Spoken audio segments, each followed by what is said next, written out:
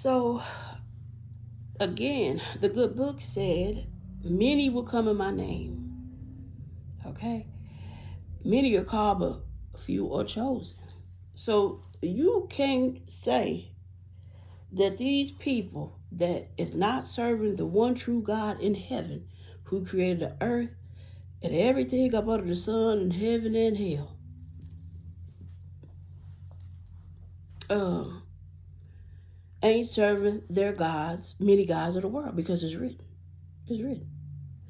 See, God's name in the Bible is the most misused name and book throughout the entire beginning of man. God's name is so powerful, it's designed to grab whoever hear it, right? And the Bible is too. But you got to know the devil was a beautiful angel. So he knew that Bible backwards and forward too. He do the same thing for his children that God does for his. And these are some very powerful forces. So these people, even though these are lies from the pits of hell that they are telling, they believe these lies to be their truth. Okay? And if your God is a liar, the God of lies, father of lies, Satan, then your God lied. It ain't nothing wrong with it. Just look at the world. God turned his back on the world. The fate of the world was sealed when Black Jesus rose that third day. Anytime you get out of God's laws and commandments, you're going to get the fate of the world. But these systems was put into place long before you came into the land of the living, right? So in order to solve the problem, you got to get to the root of it, right? And you can't be led astray because the devil is a powerful force. Demons are powerful. Principalities are ruling high heaven and dark places are too. Now let me tell y'all the story of how it works. Let me give y'all a story, okay? Now remember, God said it was systems that's been put into place, and the government system and the judicial system is systems that has been ran by the devil for thousands of years. Okay? And like I said, if you go into that system thinking that you're gonna change it, you need to perish from the lack of knowledge. Nobody make God go back on his word, right? So God said, thou shalt not judge. He said you shouldn't kill, you shouldn't steal, you shouldn't lie, you shouldn't commit adultery. We should obey all God's laws and commandments. That way, if you do, you're not going to be going against, man-made laws, right? But we also know that the devil is wicked and evil, and he used people to, judge people and to lock people up just because of the color of their skin. But what people don't understand, the reason why God's first chosen race is always under attack and always under scrutiny and being, just in the forefront of everything is because that is his first chosen race. And if we can dismantle God's first chosen race, the other races will follow suit, right? So it's important to have your own active relationship with God. And these systems has been put into place for a very long time. And God said, thou shalt not judge. So there's no way that they should be able to go to school, get a piece of paper, put on a black gown, hold a gavel, and tell you if you could spend the rest of your life a free man in prison or if you could die, when they commit sins just like you do. So they're in no jurisdiction to judge, and they don't forgive. They keep dragging up everything that you did from the time that you left your mother's womb even unto your death. That's not of God. That's satanic and it's demonic. And a lot of people have been trained by this system. That's how they could do this content, call themselves telling y'all the truth and exposing evil. But yet they sit up and they judge and they act just like the system that they was conditioned, programmed, and controlled by. See, because any time that you don't forgive, you're not of God. You're not. God don't think like man. Some people are born evil. It's the difference between being born evil and born into evil. Some things that you may see a person doing, you may call that evil. But in God's eyes, it may not be evil. So that's why you can't judge, because God knoweth your heart. And if your heart is upright with God, and everybody don't feel short, that's why he said, he without sin cast the first stone. They can't. But yet and still, this system has programmed y'all to think that one sin is greater than the other. So it don't make no difference in the eyes of God if you shut up and slander people with your tongue versus killing them with a gun or a knife. The tongue is a two-headed sword, and it kills too. Okay? It's scripture. It's written. I didn't make this up. Don't go for me. Go for God. Or go for the Bible. See, he created me in his image, right? Now, so a lot of people, you see a lot of people, reporting on the wicked ways and the wickedness and evilness that's going on in the world. But then they sit up and talk just like the system that they have been conditioned and programmed and they're still being controlled by, and say they can't forgive this person and this person went to hell. You don't know who went to hell, okay? Because even the devil got to go repent before he go in the presence of God. You do not know God's chosen children. You don't know God either, because if you did, you wouldn't speak like the fools that you do. They wouldn't speak like the fools that they are. Okay? God don't think like man. And it's a difference between being born evil and then being born into evil. Okay? And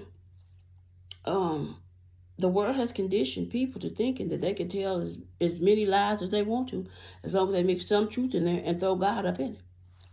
Then you're free to get a pass and roam all over to and fro. But what y'all better know is the devil is a liar. He's the father of lies. And when you're in the world, you serving the devil. His lies is your truth. Just like, you can't sway God's children because they know, especially his chosen ones. You can be chosen and still be led astray. But God ain't going to never leave or forsake you, okay? He going to always be there. And that darkness is going to be darker to you. You're not going to be able to get away with a lot of stuff that people got away with. God is going to send conviction upon you, and you better thank God for that conviction. You better thank God for him choosing you. But today, I choose God back. So the people that the devil was using from 2016 to 2022, they didn't realize that I had chose God back. Because see, God had already sent me to all my hells. I've been to my hells, and I said, God, if you get me out of these hells, I will never turn my back on you. And what I was going to do, whatever the devil reared his head up from 2016, which I can go back throughout my life, but I'm just choosing to use these examples. From 2016 to 2022, whoever the devil reared up in, all I had to do was keep still, even when I wasn't even still as God thought. Even if I wasn't as still as I thought God thought I should be, he still came through and fought my battles for me. But what they didn't know is I was going to cut them off forever. I would never let him go of God because I had chosen him to at this point. And my ways weren't perfect. I did a lot of things. I fell short. I had to keep on going on my walk so God could make my ways perfect.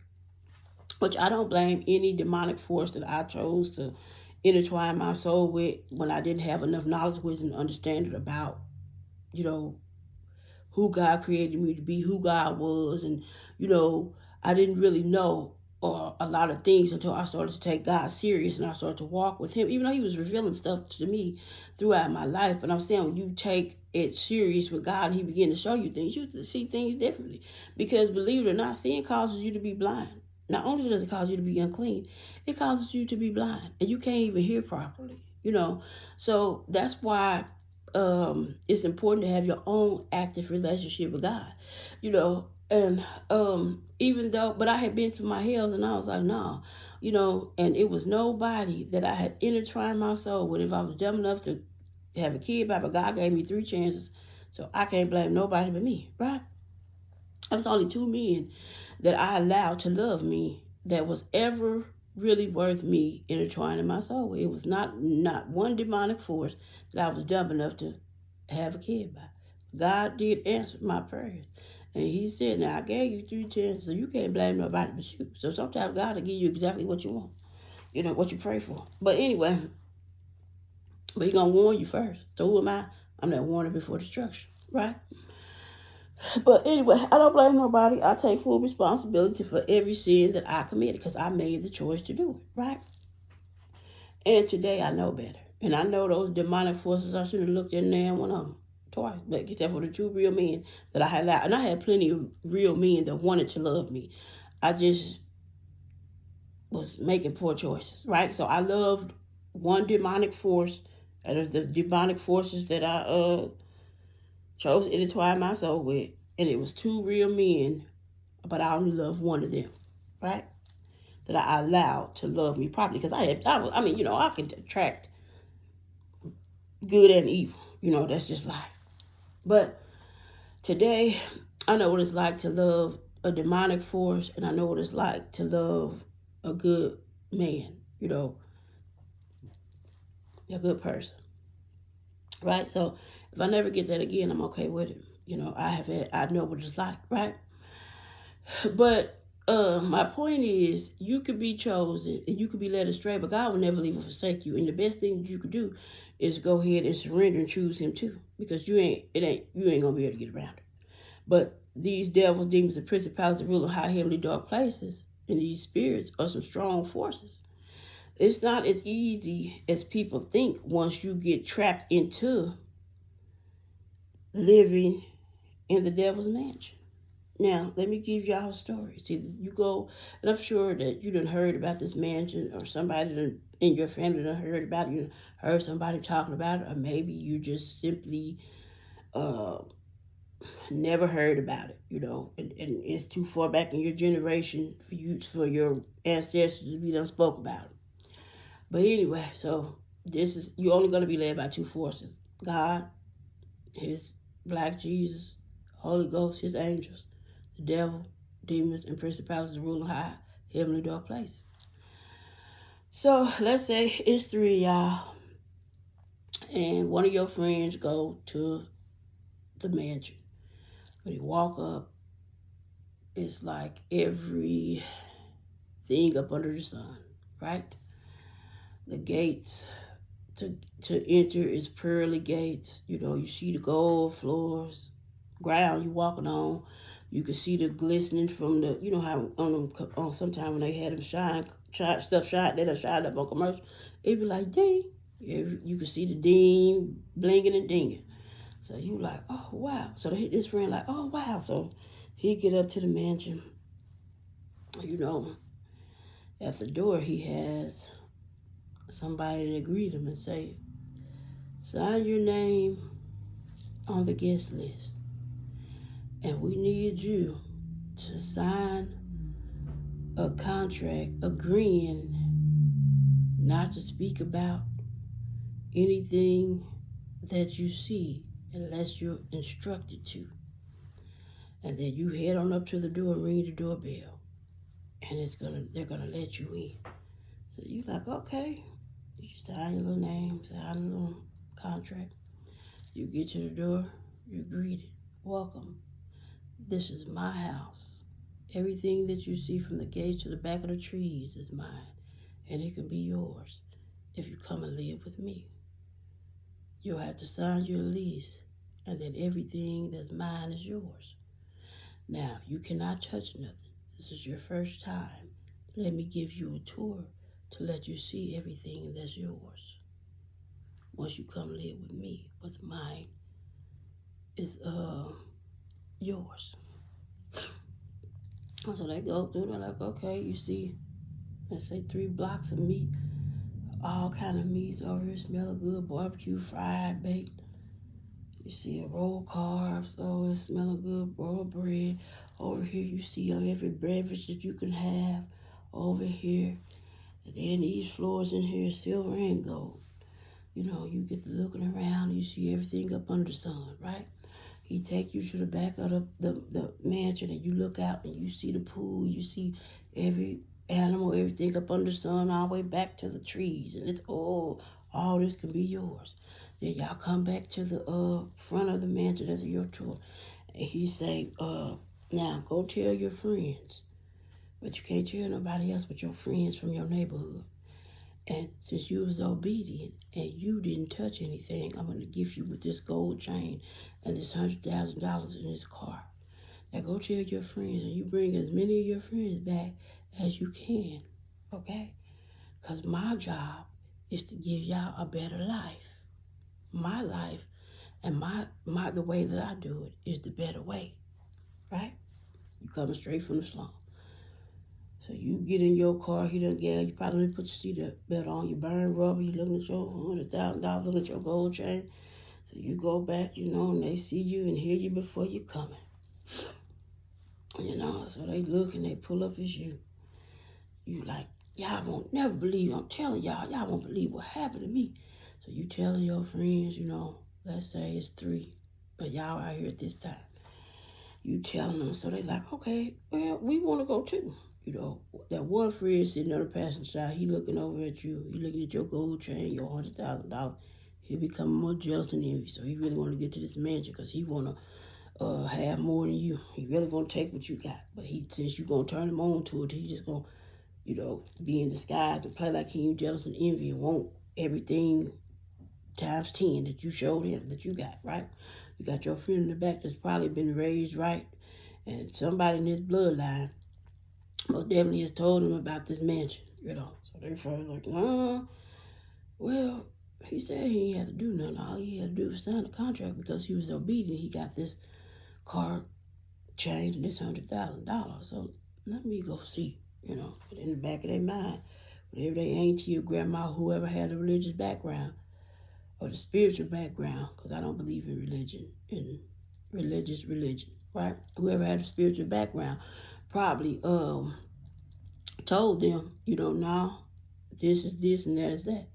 So, but they want to see because, it looks good, right? Can't be 100% pure gold, right? So they pull up and everything is just like they said. I was looking around. Oh, okay. He wasn't lying. They get some dirt. Tell them the same thing, same procedure. So they pull on in, get out. Going up to the door as instructed. They let in. Tell them the same thing. Y'all can't touch nothing. Get into the tour. They come back to the front of the door. The one that's been there first, and the friend sitting on the passenger side, jealous and envy. He's looking, he's like, yeah. I'm gonna bring more friends back to him. Because I want to get more. Then I might jack him for what he got too. Right? So it's the process of the devil getting on the tour. And the friend in the back that know better because his spiritual belief system that's been instilled in him from his ancestors, probably looking around and that liquor or that beverage, wall of beverages is probably looking like rotten water, right? And then the food over here probably rotten looking to him. But he ain't saying nothing because y'all so excited. And he just there, because he want to see things all the way through it. They ain't touched nothing. One he ain't touching nothing. He shouldn't have been touching that because that meat look rotten. No, that ain't right. That milk sour. While y'all walking through and, the other friend, he up there, all you see is, the glitz and the glamour and how he can outdo you. That's the only thing on his mind, how he can outdo you. Can he have all this and take what's yours? And how it is. So they get back to the door and he tell them to go tell y'all friends, bring as many friends back.